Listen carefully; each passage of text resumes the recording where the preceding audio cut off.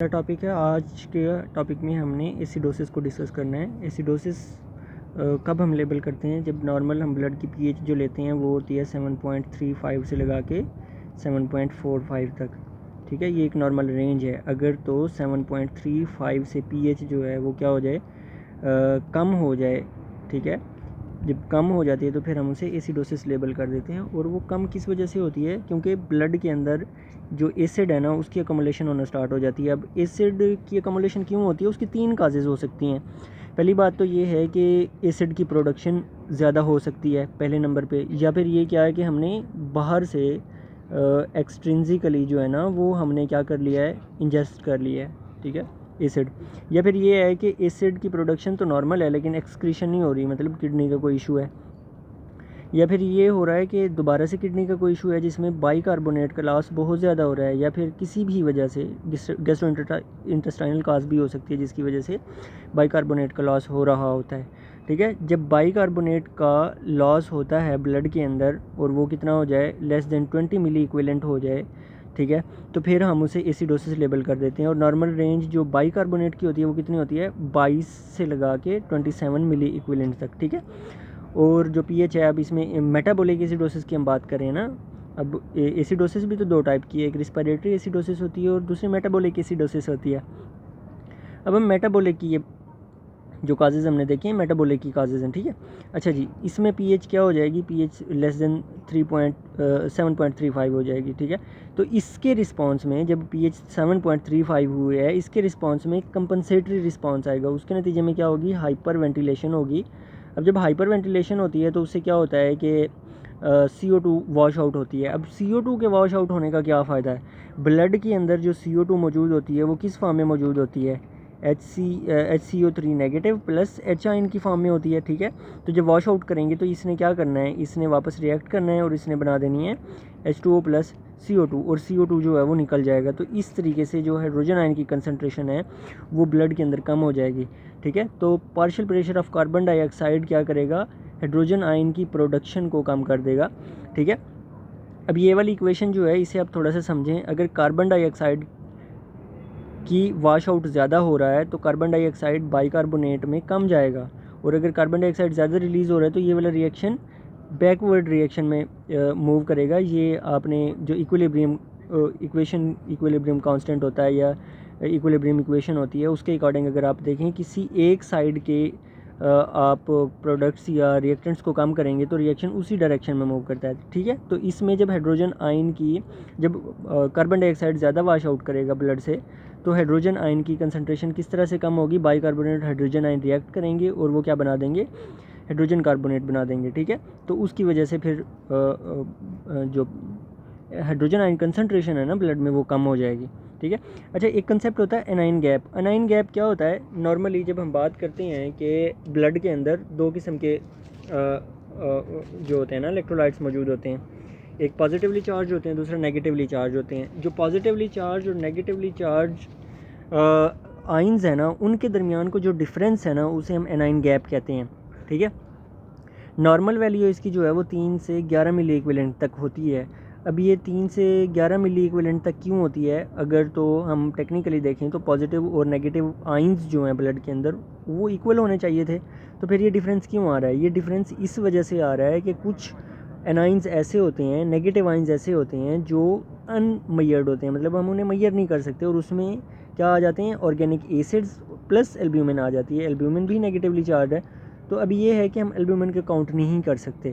तो इस वजह से ये नॉर्मल एनाइन गैप जो है वो तीन से लगा के 11 मिली इक्विवेलेंट तक होता है। ठीक है, और इसे हम कैलकुलेट कैसे करते हैं, सोडियम की कंसनट्रेशन माइनस क्लोराइड की कंसनट्रेशन प्लस बाइकार्बोनेट की कंसनट्रेशन, इनको एडअप जब करेंगे तो हमें एनाइन गैप मिल जाएगा। ठीक है, अच्छा जी, अब high anion gap metabolic acidosis हमने कब लेबल करना है? हाई एनाइन गैप का मतलब ये है कि अगर तो एनाइन गैप जो है ना वो 12 मिली इक्विवेलेंट से ज़्यादा आ रहा है तो हमने उसे हाई एनाइन गैप कह देना है।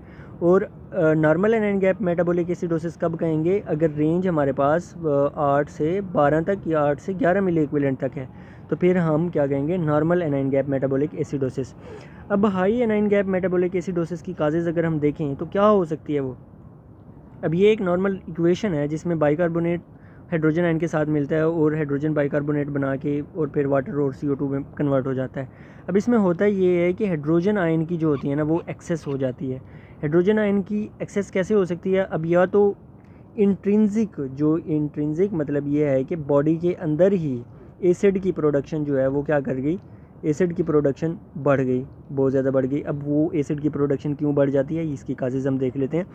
बॉडी हमारी एनारोबिक रिस्पायरेशन कर रही है, सफिशेंट ऑक्सीजन नहीं है, तो उससे क्या होगा, लैक्टिक एसिड की प्रोडक्शन होगी।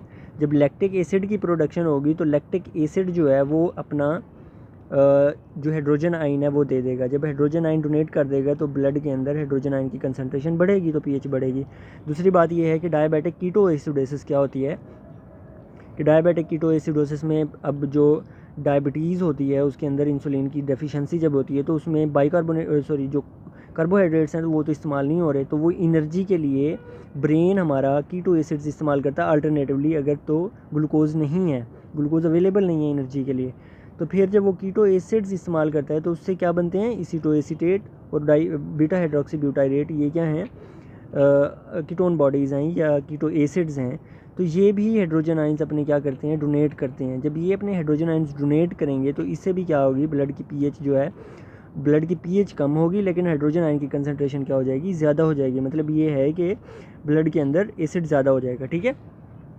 अब दूसरी बात ये है कि एक्सीडेंटली इंजेस्ट भी कर सकते हैं आउटसाइड से एसिड की फॉर्म में। अब वो क्या किस तरह से है, अब ज़्यादातर एंटी फ्रीज़ के पेशेंट आते हैं एमरजेंसी में कि एंटी फ्रीज़ उन्होंने इंजेस्ट कर लिया है। एंटी फ्रीज़ के अंदर इथाइलिन ग्लाइकोल होता है और इथाइलिन ग्लाइकोल जो है ना वो एक्जेलिक एसिड देता है, ठीक है। तो ऑक्जेलिक एसिड की वजह से भी हाई एनाइन गैप रहेगा। फॉर्मिक एसिड है, इसमें क्या होता है, वो आपने नाम सुना होगा कच्ची शराब, ठीक है। कच्ची शराब जो होती है ना उसके अंदर क्या होता है, मेथनॉल होता है। तो अगर कोई कच्ची शराब पी लेता है तो मेथनॉल जो होता है ना उसका मेटाबोलाइट फॉर्मिक एसिड होता है। तो फॉर्मिक एसिड भी क्या करता है, जो पीएच है उसको कम कर देता है ब्लड की, और हाइड्रोजन आयन की कंसंट्रेशन जो है ब्लड के अंदर वो बहुत ज़्यादा बढ़ा देता है। इसी तरह सेलिसाइक्लिक ओवरडोज की वजह से भी ये हो जाता है। तो इसमें हमने क्या क्या क्या काजेज़ पढ़ ली, एक तो ये है ऑर्गेनिक एसिड की प्रोडक्शन बढ़ गई किसी भी वजह से। अब ज़्यादा मेन काज है वो क्या है, एनारोबिक मेटाबॉलिज्म है, और दूसरे नंबर पे डायबिटिक कीटोएसिडोसिस है। या फिर ऐसे हो सकता है कि उसने पेशेंट ने एक्सीडेंटली बाहर से जो है ना इंजेस्ट कर लिया है एसिड, ठीक है।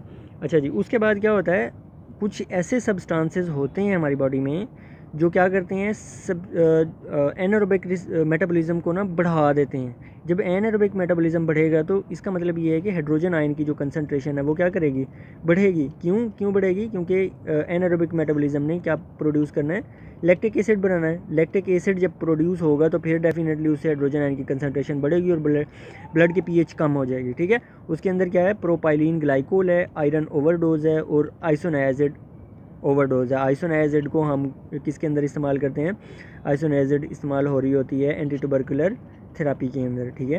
और दूसरी बात ये है कि ये आयरन ओवरडोज का क्या मतलब है, आयरन ओवरडोज का मतलब ये है कि जब कुछ पेशेंट ऑब्सेसिव होते हैं पेशेंट्स, वो क्या करते हैं, वो कहते हैं कि मेरे अंदर जो आयरन है उसकी डेफिशिएंसी है, तो वो बहुत ज़्यादा आयरन की टैबलेट्स ले रहे होते हैं।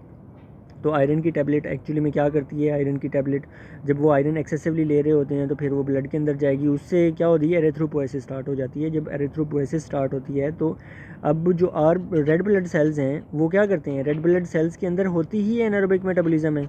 तो जब वो एनारोबिक रेड ब्लड सेल्स बढ़ेंगी, एनारोबिक मेटाबॉलिज्म बढ़ेगा, तो फिर उसकी वजह से फिर वो इलेक्ट्रिक एसिड प्रोड्यूस होगा, तो इसकी वजह से भी हमारे पास मेटाबॉलिक एसिडोसिस हो सकती है।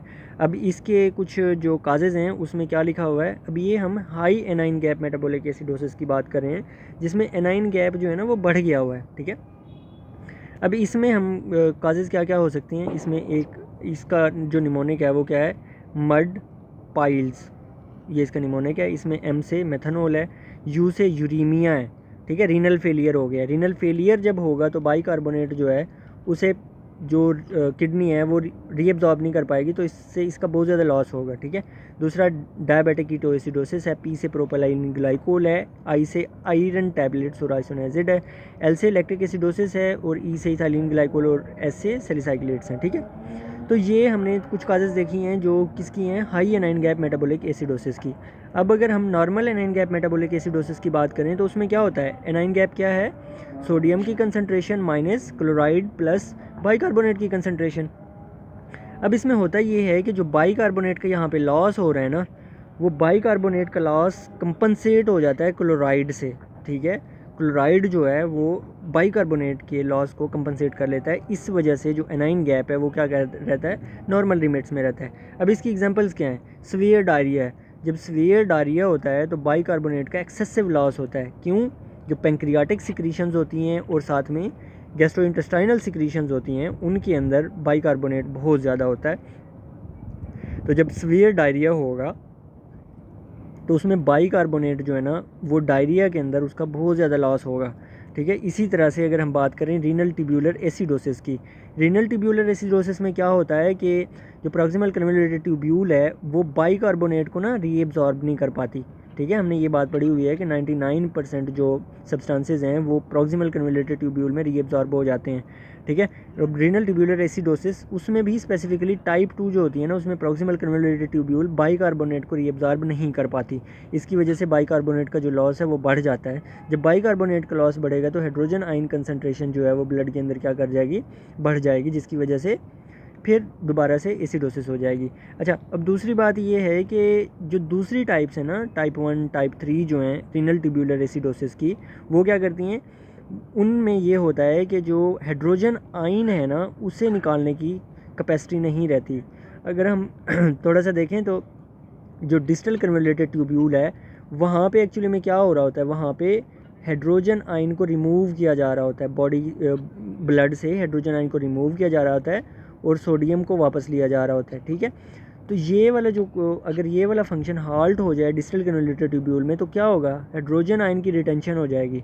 जब हाइड्रोजन आयन की रिटेंशन होगी तो फिर ब्लड के अंदर हाइड्रोजन आयन की कंसनट्रेशन बढ़ेगी, तो उससे ब्लड की पीएच जो है वो डिक्रीज़ करेगी, ठीक है। दूसरे नंबर पे एडिसन डिजीज़ है।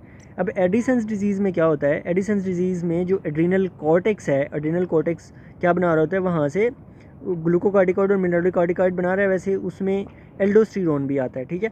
अब एडिसन्स डिजीज़ में जो एल्डोस्टेरोन है ना उसकी प्रोडक्शन नहीं होती, और एल्डोस्टेरोन का क्या काम था, एल्डोस्टेरोन ने डिस्टल कन्वोल्यूटेड ट्यूब्यूल पे जाके एक्ट करना था और वहाँ से दो काम करवाने थे।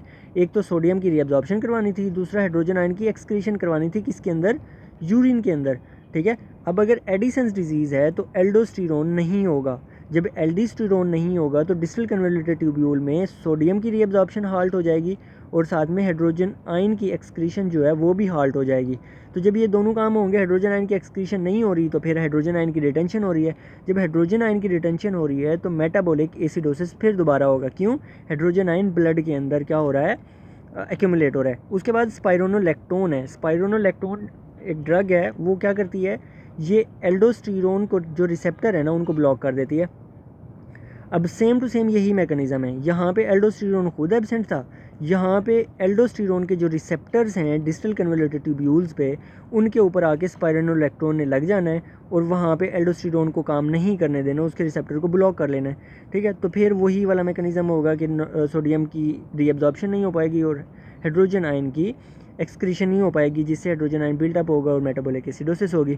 इसी तरह से एसीटाजोलामाइड है। अब एसीटाजोलामाइड क्या है, एसीटाजोलामाइड को अगर हम बात करें तो एसीटाजोलामाइड एक्चुअली में कार्बोनिक एनहाइड्रेज इनहिबिटर है, ठीक है, कार्बोनिक एनहाइड्रेज इनहिबिटर। और इसका क्या काम है, इसका काम ये है कि इसने जो प्रॉक्सिमल कन्वोल्यूटेड ट्यूब्यूल है वहाँ पे जो बाइकार्बोनेट है ना, बाइकार्बोनेट को हाइड्रोजन आयन के साथ रिएक्ट करवा के इससे बनाना है H2CO3, जो कन्वर्ट हो जाएगा किस में, CO2 प्लस H2O में। अब ये जो CO2 बना है ना, ये यहाँ से रीएब्जॉर्ब हो जाता है, ठीक है। जब ये रीएब्जॉर्ब होता है तो इनडायरेक्टली हमने बाइकार्बोनेट को रीएब्जॉर्ब कर लिया है। अब अगर एसीटाजोलामाइड हमने दे दिया है, कार्बोनिक एनहाइड्रेज का ये फंक्शन हाल्ट हो गया है। अब जब कार्बोनिक एनहाइड्रेज का ये फंक्शन हाल्ट होगा तो जो बाइकार्बोनेट मौजूद है यूरिन के अंदर, ट्यूब्यूल्स के अंदर, इनल ट्यूब्यूल्स के अंदर, वो रीएब्जॉर्ब नहीं होगा। जब वो रीएब्जॉर्ब नहीं होगा तो वो यूरिन के अंदर लॉस हो जाएगा, और जब लॉस होगा तो हमने पहले ही पढ़ा है कि हाइड्रोजन आयन का क्या होना स्टार्ट हो जाएगा, हाइड्रोजन आयन की बिल्टअप होना स्टार्ट हो जाएगी। इसी तरह से जो नॉर्मल सेलाइन है 0.9% नॉर्मल सेलाइन जो होता है उसकी पीएच भी एसिडिक होती है। तो अगर सेलाइन की बहुत ज़्यादा इन्फ्यूजन दी जाए तो उसकी वजह से भी मेटाबॉलिक एसिडोसिस हो जाती है। दूसरी बात ये है कि आखिरी बात इसमें जो चीज़ है वो टोटल पैरेंटल न्यूट्रिशन है। टोटल पैरेंटल न्यूट्रिशन का मतलब ये है कि पेशेंट जो है ना उसको हम ओरली कुछ भी नहीं दे रहे, ओरली बिल्कुल भी कुछ नहीं दे रहे। तो सारी जो उसको खुराक जा रही है वो कहाँ से जा रही है, उसको आईवी जा रही है। वो किसी भी वजह से हो सकती है, उसका कोई जो है अपर जीआई ब्लॉकेज हो सकती है या लोअर जीआई में कोई इशू हो सकता है, या जो भी what ever the cause is. लेकिन उसमें ये होता है कि टोटल पैरेंटल न्यूट्रिशन जब हम आईवी के थ्रू देते हैं तो उसमें हाइड्रोजन आयन की बहुत ज़्यादा एकमुलेशन होना स्टार्ट हो जाती है। जब हाइड्रोजन आयन की एकमुलेशन स्टार्ट होती है तो फिर दोबारा से क्या होगा, मेटाबॉलिक एसिडोसिस होगी, क्योंकि हाइड्रोजन आयन एक्यूमुलेट हो रहा है। अच्छा, दूसरी बात ये है कि जब क्रोनिक मेटाबॉलिक एसिडोसिस होती है ना, क्रोनिक मेटाबॉलिक एसिडोसिस मतलब ये है कि लंबे अरसे तक मेटाबॉलिक एसिड, अब जो वैसे तो नॉर्मल ये हो रहा है कि अगर तो एक्यूट हुई है, एक्यूट मेटाबॉलिक एसिडोसिस हुई है तो इसे फ़ौरन से रिस्पायरेटरी कंपनसेशन मिलेगी। ठीक है, रिस्पायरेटरी कंपनसेशन में क्या होगा कि हाइपर वेंटिलेशन स्टार्ट हो जाएगी। जब हाइपर वेंटिलेशन स्टार्ट होगी तो उससे क्या होगा, मैं पहले आपको बता चुका हूँ कि उससे जो CO2 का वॉश आउट है ना वो बहुत ज़्यादा बढ़ जाएगा। तो CO2 का वॉश आउट बढ़ना इसका मतलब ये है कि हम हाइड्रोजन आयन को निकाल रहे हैं ब्लड से। ठीक है, तो वो इसको कंपनसेट करेगा। लेकिन जब क्रोनिक कंडीशन आ जाती है, मतलब ये है कि काफ़ी टाइम गुजर चुका है लेकिन फिर भी मेटाबॉलिक एसिडोसिस है, तो अब क्या करेगा, जो रीनल सिस्टम है ना वो क्या करेगा, ammonia genesis, renal ammonia genesis start हो जाएगी। अब रीनल अमोनिया जेनेसिस से क्या फ़ायदा होगा, जो रीनल ट्यूब्यूलर एपिथीलियम है ना वो कन्वर्ट करने लग जाएगी, जो ग्लूटामीन मौजूद है ना उसके पास, उसे ग्लूटामेट में कन्वर्ट करेगी। तो यहाँ से दो चीज़ें प्रोड्यूस होंगी, एक अमोनिया प्रोड्यूस होगा और दूसरा बाइकार्बोनेट। अब बॉडी ने बाइकार्बोनेट को, रीनल सिस्टम ने रीएब्जॉर्ब कर लेना है। अब जब बाइकार्बोनेट रीएब्जॉर्ब होगा तो इसकी वजह से पीएच क्या होगी, पीएच इंक्रीज़ होगी, जो पहले डिक्रीज़ हुई जा रही थी। ठीक है, क्यों, जब बाइकार्बोनेट रीअब्जॉर्ब होगा तो ये हाइड्रोजन आयन के साथ रिएक्ट करके न्यूट्रल हो जाएगा, CO2 + H2O बना देगा। ठीक है, तो इससे हाइड्रोजन आयन की जो कंसनट्रेशन है वो ब्लड के अंदर कम होएगी। ठीक है, और जो अमोनिया होता है वो यूरिन के अंदर एक्सक्रीट आउट हो जाता है, तो इसे हम क्या कहते हैं, रीनल अमोनिया जेनेसिस कहते हैं। ठीक है, ये क्रोनिक मेटाबॉलिक एसिडोसिस जो होती है ना ये उसकी कंपनसेशन में आता है। जो एक्यूट होती है, एक्यूट में सिर्फ और सिर्फ रिस्पायरेटरी कंपनसेशन चल रही होती है, वो मैं आपको बता दिया हाइपर वेंटिलेशन के थ्रू होती है। अब जो normal anion gap metabolic acidosis है उसकी क्या क्या काजेज़ हो सकती हैं, उसमें हमने क्या बनाया है, निमोनिक, उसका निमोनिक है हार्ड एस। ठीक है, निमोनिक थोड़ा सा अजीब है लेकिन इट्स ओके। अब एच से क्या है, हाइपर एलिमेंटेशन। हाइपर एलिमेंटेशन का मतलब ये है बाहर से कोई चीज़ बहुत ज़्यादा ली जा रही है, जिस तरह हमने TPN की बात की है। ठीक है, इसी तरह से क्या है, एडिसन्स डिजीज़ है। उसके बाद क्या है, रीनल ट्यूब्यूलर एसिडोसिस है, डायरिया है। इनके मैकेनिज्म्स मैं आपको अलग बता चुका हूँ। एसीटाजोलामाइड है, कार्बोनिक एनहाइड्रेज इनहिबिटर है। स्पाइरोनोलैक्टोन है, ये क्या है, एल्डोस्टेरोन रिसेप्टर इनहिबिटर है। ठीक है, उसके बाद सेलाइन इन्फियन है। इन सारों की इंडिविजुअली हर एक को एक्सप्लेन मैं कर चुका हूँ कि ये किस तरह से एसिडोसिस करवा रहे होते हैं। ठीक है, अब हमने चेक करनी है रिस्पायरेटरी कंपनसेशन। अब रिस्पायरेटरी कंपनसेशन चेक करने के लिए कि रिस्पायरेटरी कंपनसेशन हो भी रही है कि नहीं हो रही, हमारे पास एक फार्मूला है। हमने पार्शियल प्रेशर ऑफ CO2 देखना है। ठीक है, तो पार्शियल प्रेशर ऑफ CO2 देखने के लिए हम क्या करते हैं, 1.5 मल्टीप्लाइड बाय बाइकार्बोनेट की कंसनट्रेशन +8 इंटू ±2। तो ये अगर वैल्यू हमारे पास, इसमें partial pressure of carbon dioxide की जो रेंज आ रही है ना वो 28.5 टू 32.5 आ रही है। अगर तो हमारी, जब हमने ABGs देखनी है, अगर तो हमारी partial pressure of carbon dioxide इस रेंज के अंदर फॉल कर रहा है, ठीक है, तो हम इसे कहेंगे अप्रोप्रिएट कंपनसेशन हो रही है। मतलब ये है कि अगर 28.5 से 32.5 के दरमियान में पार्शियल प्रेशर ऑफ CO2 हमारी ABGs की रिपोर्ट के ऊपर है तो इसका मतलब अप्रोप्रिएट कंपनसेशन हो रही है।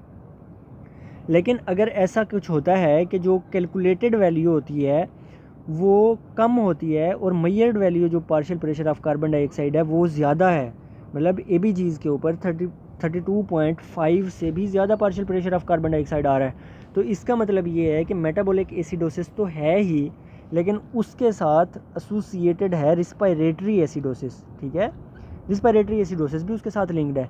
लेकिन अगर जो हमारी कैलकुलेटेड वैल्यू आई है वो ग्रेटर है, और जो मेजर्ड वैल्यू है जो हमने कैलकुलेट की है वो ग्रेटर है, लेकिन जो मेजर्ड वैल्यू है जो ABGs के ऊपर आ रही है वो कम है, मतलब 28.5 से कम है वो। तो इसका मतलब ये है कि मेटाबॉलिक एसिडोसिस के साथ रिस्पायरेटरी अल्कोलोसिस चल रही है, ठीक है।